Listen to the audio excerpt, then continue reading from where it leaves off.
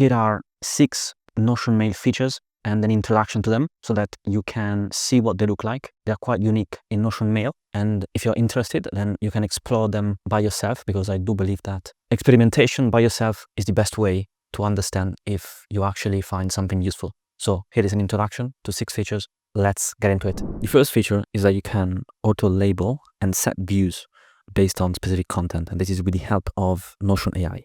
So you can see here there is the auto-label feature, and there are some suggestions already, but I can also describe the type of email that I want to label. For example, let's say I want to label all direct emails that are sent to me rather than as part of a newsletter.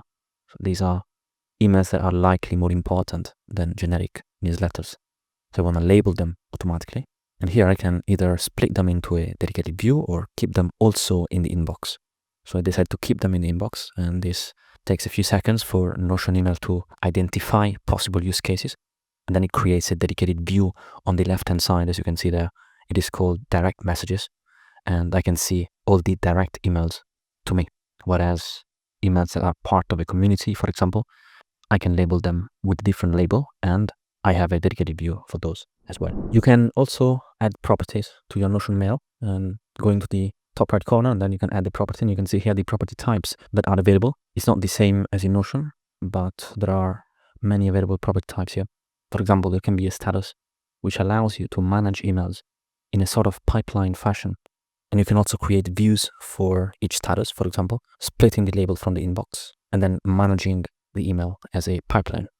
And there are also other property types that you can use. You can also group by specific properties, for example, by status. This also creates an outline on the left sidebar menu, as you can see. Then I can remove grouping, or I can group by date, that is the default, or other properties. When typing an email, you can also mention pages from your Notion workspaces by using @ and then tapping the name. You can see here there are some people mentions, but I can also mention pages from my Notion workspaces. And these are then included as links in the email body. So they are clickable links. You can see you can format them, similar to the Notion formatting menu right here, directly in the mail editor. And they are clickable links that can be actually opened once you send the email. So here, I'm not demonstrating that, but it is something that happens once you hit send. That becomes a link to team tasks in this example. So I'm sending it, and then you can see that it is outlined. And if I click on it, it opens a new tab with the Notion page. Next up, you can draft responses using Notion AI, and also mentioning your pages within the workspace or databases or any info from a Notion workspace. So that becomes a powerful feature if you have documentation about your brand guidelines, for example, that you want to follow when drafting responses, or any other context or information that can help you. So for example, here I draft the first response, and then let's do accept. Then I can use Notion AI basically in the same way that I use it in my Notion workspace. So let's say here I can make some manual edits, and I can also ask Notion AI to improve writing or any other custom prompt that I want to use. For example, I can select text, and then I can ask AI to improve writing following my brand guidelines, and then mentioning that page to give it the required information here. And this would then change the text.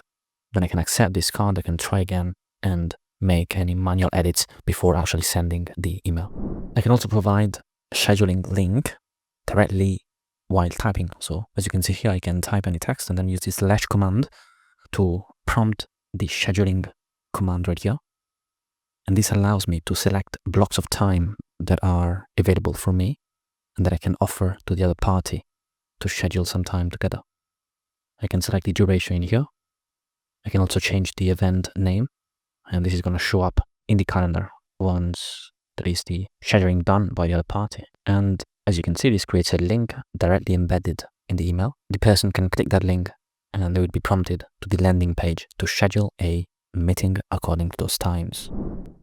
And the last feature in this video is that you can use this / command to prompt any Notion block and format your email similar to how you would format a Notion page.